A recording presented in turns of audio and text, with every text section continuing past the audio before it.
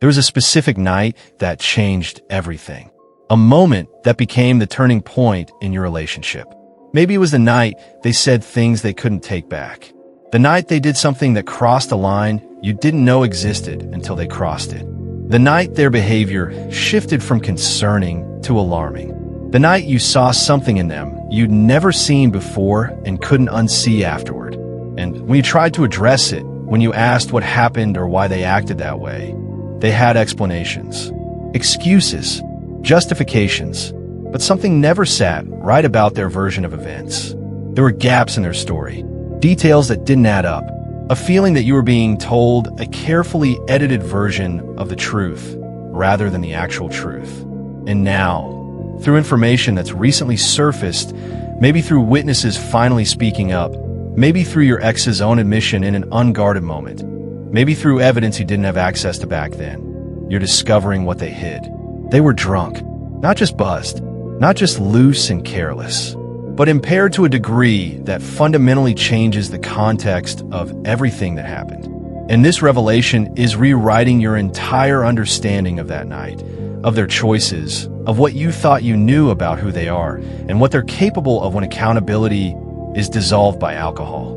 If there was a specific night or incident with your ex where their behavior drastically changed, and you're only now discovering the full truth about their state or what actually happened, drop one word below describing how this new understanding feels. Just one word, because this community knows that sometimes the missing piece of information changes the entire picture, and processing that shift is its own journey. Let me speak to what you've been carrying since that night. The confusion, the self-doubt, the replaying of events, trying to make sense of behavior that didn't match the person you thought you knew. You remember everything about it.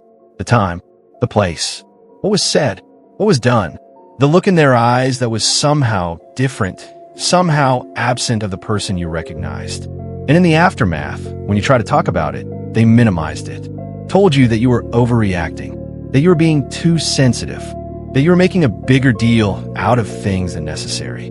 Or they gave you partial explanations that didn't address the core of what disturbed you. And because you love them, because you wanted to believe the best, you tried to accept those explanations even when they didn't fully satisfy the questions you were asking. But the unease never left. Something about that night stayed with you, haunted you in ways you couldn't articulate. You'd catch yourself thinking about it at random moments, trying to piece together what happened, wondering if you missed something or if they were hiding something. And people around you probably told you to let it go. That dwelling on one bad night was unhealthy. That everyone makes mistakes. That you needed to move forward. So you tried. You tried to forget. Try to focus on the good moments rather than that one disturbing night. Try to give them the benefit of the doubt. But the memory wouldn't fade cleanly. It stayed sharp and troubling, like a wound that wouldn't fully heal because something was still embedded in it that needed to come out. And I know what that does to you over time. It makes you question your own judgment. If you couldn't trust your perception of that night, could you trust your perception of anything? It makes you doubt whether you're being fair to them by holding on to concern about one incident. It creates a split in your mind between wanting to believe their version and knowing that something crucial was being left out. Now you're finding out what that crucial missing piece was. They were drunk, and this information is landing with a weight you weren't prepared for. Because it's not just about that one night anymore. It's about everything that came after. All the conversations where they acted like you were the problem for not letting it go. All the times they made you feel oversensitive for being bothered by their behavior. All the gaslighting that happened because they were protecting a truth they knew would change how you saw them. And you're realizing they let you carry the burden of confusion rather than being honest about their own state and choices. They let you question yourself rather than admitting they were too impaired to be accountable. They prioritized protecting their image over honoring your need for truth. And that choice, that decision to hide rather than be honest, that's revealing something about character that goes beyond the drinking itself. Now let's talk about how this information stayed concealed for so long. Because understanding the mechanism of the cover-up helps you see why you felt crazy for thinking something wasn't right about their explanation. When someone is drunk and does something they're ashamed of, their first instinct is often to minimize or hide the extent of their intoxication. Because admitting they were drunk means admitting their judgment was impaired, means acknowledging they weren't in control, means accepting responsibility not just for what they did, but for choosing to drink to that level in the first place. So they construct a narrative that edits out the alcohol or downplays its role. They describe their actions as intentional choices rather than impaired behavior. They frame their state as relaxed or tired rather than intoxicated. And they hope that you either didn't notice how drunk they were or that you'll accept their sanitized version without pushing for the full truth. If you did notice the drinking, if you brought it up, they probably had responses ready. I only had a couple drinks. I was completely aware of what I was doing. The alcohol had nothing to do with it. These statements were designed to shut down the line of questioning that would reveal the truth. And if you persisted, they likely got defensive or turned it around on you. Why are you so focused on this? You're just looking for excuses to be mad at me. I can't believe you're making such a big deal about this. Now here's something important about how cover-ups work. They often involved other people staying silent. Friends who were there that night who knew your ex was extremely drunk but didn't say anything to you. Witnesses who saw behavior you didn't see but chose not to report it. People who helped them get home or cleaned up after them but participated in the collective agreement to minimize what happened. This conspiracy of silence wasn't necessarily malicious. People don't like to be the ones to reveal uncomfortable truths. They don't want to get involved in relationship issues. They convince themselves that it's not their place to say anything. So they stay quiet, and their silence becomes complicity in the cover-up, even if that wasn't their intention. Let's think about what this concealment did to you over time. You were trying to make sense of a situation with incomplete information, like trying to solve a puzzle with missing pieces. And when puzzles don't make sense, we assume we're doing something wrong. We question our ability to understand rather than questioning whether we have all the information. So you blamed yourself for confusion that was actually created by them withholding truth. The truth is finally coming out now through various possible channels. Maybe people who were there that night are finally talking. Maybe your ex, in a moment of honesty or in the context of addressing their drinking, has admitted to things they previously denied. Maybe you found evidence, photos, videos, receipts from bars, witness accounts, that show their level of intoxication that night was far beyond what they claimed. However the truth is emerging, it's validating what you sensed all along. Your instinct that something wasn't adding up was correct. Your feeling that you weren't getting the full story was accurate. Your unease about their explanation was justified. You weren't being paranoid or oversensitive. You were responding appropriately to deception, even when you couldn't name exactly what was being hidden. But here's where understanding shifts from what happened that night to what it means about them. Because discovering they were drunk isn't just about that one incident. It's about patterns, choices, and character that extend far beyond a single night. First, it reveals a willingness to make important decisions or have important interactions while impaired. Whether that night involved relationship conversations, conflicts, commitments, or violations. The fact that they chose to engage in significant moments while drunk shows poor judgment that goes beyond the drinking itself. It shows they don't respect the weight of what they're participating in enough to show up for it sober. Their intoxication also reveals how they handle accountability. Instead of owning the full context of what happened, I was drunk and I did/said things I shouldn't have. They hid that context and made you work with incomplete information. This tells you that their priority was protecting themselves from consequences rather than honoring your right to understand the situation you were dealing with. Now here's something people often miss. The drinking itself might indicate a pattern you weren't fully aware of. If they were drunk enough that night for it to significantly impair their judgment or behavior, but they successfully hid that level of intoxication from you initially, it suggests they're practiced at hiding their drinking. That this might not have been an isolated incident, but part of a pattern of using alcohol in ways they knew you wouldn't approve of. The cover-up also reveals their relationship with truth. When protecting their image became more important than being honest with you, when managing your perception mattered more than respecting your reality, they showed you that truth is conditional for them. That honesty is something they offer when it's convenient, not something they're committed to as a foundational value. Let's pause and think about what this means for how they treated you afterward. All the times they made you feel like you were making too big a deal of that night. All the moments they suggested you were being unfair or unforgiving. All the instances where they acted like you were the problem for not moving past it. They were gaslighting you, not just about what happened that night, but about your right to be concerned about what happened. And that gaslighting was protecting a lie they knew would change everything if exposed. Their alcohol use that night also raises questions about their capacity to consent to or be responsible for whatever happened. If they were drunk enough that it changes the context significantly, then decisions made in that state about the relationship, about you, about their own behavior, might not reflect their actual values or intentions. But here's the complexity. Recognizing impairment doesn't erase harm caused. You can acknowledge they weren't fully in control while also maintaining that you were still hurt and that they're still accountable for choosing to drink to that level. The revelation about their intoxication might also explain other things that never made sense. Gaps in their memory about the night. Inconsistencies in their story across different tellings. Their unusual defensiveness when you ask questions. All of these could have been indicators that they were covering not just for bad behavior, but for impaired behavior they couldn't fully remember or control. Let me walk you through the specific ways that discovering the truth about their intoxication that night is reshaping your entire understanding of your relationship and its ending. The first sign, other incidents are making more sense now. You're remembering other times when their behavior seemed off, when explanations didn't quite fit, when you sensed something beneath the surface you couldn't identify. And you're wondering if alcohol was a hidden factor in those situations too. If what you thought was an isolated incident was actually part of a pattern you weren't seeing because the drinking was being hidden from you. Now the second sign, your anger has shifted targets. You're not just angry about what happened that night anymore.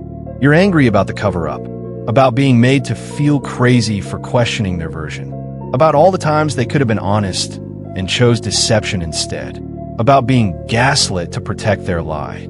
This anger about the dishonesty might actually be stronger than anger about the original incident. The third sign, you're questioning other things they told you. If they lied about this, what else did they lie about? If they were capable of maintaining this level of deception about something you directly experienced, what were they hiding about things you didn't directly witness? Your trust in their honesty, if any remained, is completely eroded by discovering they've been lying about something this significant for this long. The fourth sign, you're feeling vindicated but also grief. Vindicated because your instinct was right, something was being hidden. But grief because confirming the lie doesn't feel as satisfying as you thought it would. It just means you were in a relationship with someone even more deceptive than you realized. It means the person you loved was comfortable letting you suffer confusion rather than offering you truth. Now the fifth sign, you're reconsidering the timeline of your relationship's decline. If that night was a turning point and it involved alcohol-fueled behavior they then covered up, it means your relationship didn't end because of the issues they claimed. It ended because they made choices while drunk that they then refused to take accountability for. The narrative about why things fell apart is being completely rewritten based on this information. The sixth sign, you're evaluating their current life through this lens. If alcohol was a problem then, is it a problem now? Are they still drinking? Still hiding it? Still making impaired choices and then covering for them? This revelation about the past is making you concerned about their present in ways you weren't before. And the final sign, you're having to tell people a different version of events. When you explain what happened that night to friends or family, you worked with the information you had. Now that you have the full truth, you're having to go back and say, actually, there's more to the story that I didn't know. And that process of updating the narrative is its own form of processing the betrayal and the revelation. Now let's talk about why this information is coming out now, after being hidden for so long. Because understanding what changed helps you evaluate whether this is genuine honesty or just another form of manipulation. Sometimes the truth comes out because they're in recovery or therapy and making amends. If they're addressing alcohol issues now, part of that process might involve admitting to times when drinking caused harm they previously denied. This context makes the admission more credible because it's part of a larger pattern of honesty and accountability. But it also means they're telling you for their healing, not necessarily yours. Other times, the truth emerges because they want something from you. They need your forgiveness or your cooperation in some other matter. And they've calculated that being honest about that night will make you more likely to give them what they want now. This motivation taints the honesty. It's strategic truth-telling, not integrity-based truth-telling. The revelation might also be coming through third parties rather than from them directly. People who were there that night are finally talking. Photos or videos have surfaced that show their level of intoxication. Evidence exists that makes denial impossible. In these cases, they might be admitting the truth only because they got caught, not because they chose honesty. And truth that's forced isn't the same as truth that's volunteered. Now here's something important to consider. If they're admitting this now, years after the fact, ask yourself why they didn't admit it then. What's different now that makes honesty possible when it wasn't before? If the answer is that they're no longer worried about consequences because you've already broken up, because enough time has passed, because they've moved on, then the admission is low risk for them. They're being honest when it cost them nothing, which is easier than being honest when it would have cost them something. Let's think about whether their admission includes actual accountability or just acknowledgement. Saying, "Yes, I was drunk that night," is different from saying, "I was drunk that night, and I'm sorry I hid that from you and made you question your own perception." One is just confirming a fact. The other is taking responsibility for the harm caused by hiding that fact. If they're admitting the drinking but not apologizing for the cover-up, the honesty is incomplete. Their timing might also relate to their own need to absolve themselves of guilt. Carrying the secret of what really happened might have been weighing on them. And finally admitting it, even years later, might be about relieving their own conscience rather than honoring your right to truth. They get the psychological relief of confession while you get the burden of reprocessing a significant event with new, disturbing information. Now let's talk about what you actually do with this information now that you have it. Because discovering the truth about that night doesn't come with clear instructions on how to integrate it into your healing. First, you get to rewrite the story in your own mind. You don't have to accept their edited version anymore. You can understand that night in full context. They were impaired, they made choices in that state. They then covered it up and let you struggle with incomplete information. That full story is yours to know and hold now. And holding it might actually bring relief because it explains things that never made sense before. You also get to be angry about the cover-up without feeling like you're overreacting. This isn't about holding a grudge over one night of drinking. This is about recognizing a pattern of deception that extended far beyond that night. They lied, repeatedly.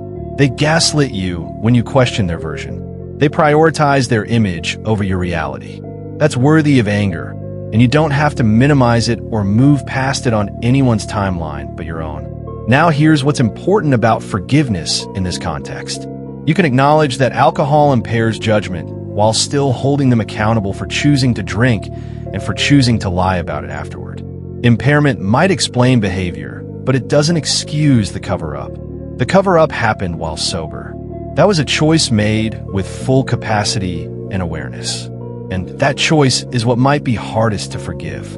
You get to decide whether this information changes how you engage with them, if you still have contact, if you co-parent or work together or exist in the same social circles. Knowing they're capable of this level of deception might mean you trust them less in all interactions.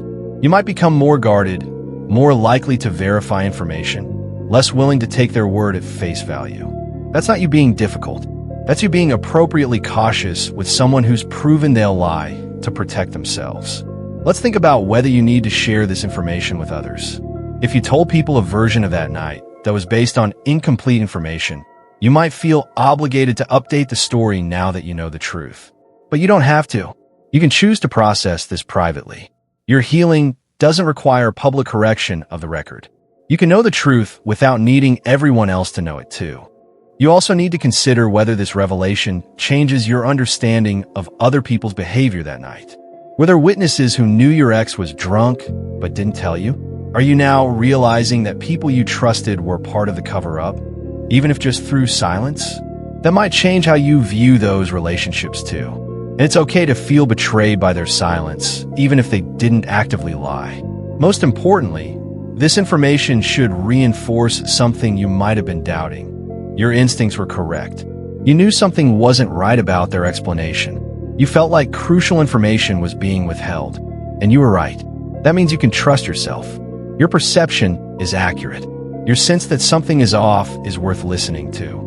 That lesson might be the most valuable thing to come from this painful revelation. If you've made it through this entire video, you're processing a revelation that's rewriting significant parts of your past.